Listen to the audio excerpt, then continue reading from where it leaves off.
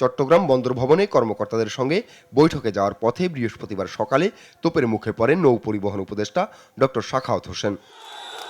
বন্দরের অর্থায়নে তৈরি লাভজনক নিউমোরিং কন্টেইনার টার্মিনাল পরিচালনায় বিদেশি কোম্পানি ডিপি ওয়ার্ল্ডের সঙ্গে চুক্তির প্রতিবাদ জানান শ্রমিক কর্মচারীরা।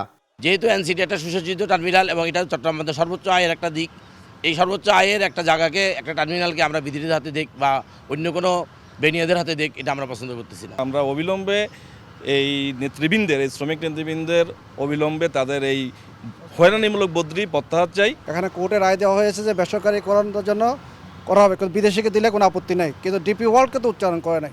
ডিপি ওয়ার্ল্ডকে দেওয়ার জন্য সরকার পায়তারা করছে কেন? আমরা চাই অতি সহসায় যেন এই জিনিসটা যেন সমাধান হয়ে যাক। পরে কর্মকর্তাদের সঙ্গে দীর্ঘ বৈঠকের পর শ্রমিক নেতাদের সঙ্গে কথা বলে সিদ্ধান্ত নেয়ার কথা জানান নৌ উপদেষ্টা। আশ্বস্ত করেন বন্দরের ক্ষতি হয় এমন সিদ্ধান্ত নেবে না সরকার। আমাদের কারণে মানুষ কষ্ট পাবে, এটা তো ঠিক না। আমি কথাবার্তা বলবো না, সাথে কথাবার্তা বলে সবার সাথে কথাবার্তা বলে বিকেলে ইনশাল্লাহ। পরে বিক্ষোভের মুখে সেনা প্রহরায় নৌ উপদেষ্টা বন্দর ভবন ত্যাগ করেন।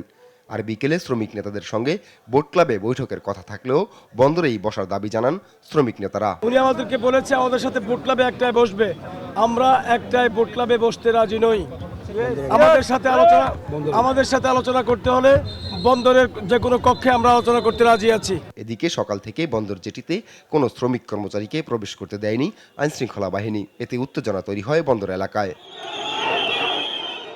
আপন অপু, নিউজ ডেস্ক, দেশ টিভি।